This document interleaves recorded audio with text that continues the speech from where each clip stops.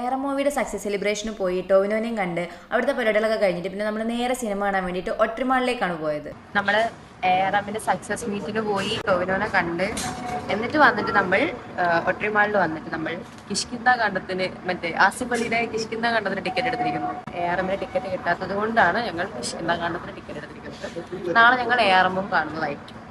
അങ്ങനെ ടിക്കറ്റ് എടുത്തു കഴിഞ്ഞ് നോക്കിയപ്പം പിന്നെ സിനിമ തുടങ്ങാൻ 1 മണിക്കൂറുണ്ട്. ഞങ്ങൾക്കാണെങ്കിൽ ചെറുതായിട്ട് വിശക്കുന്നുണ്ടായിരുന്നു.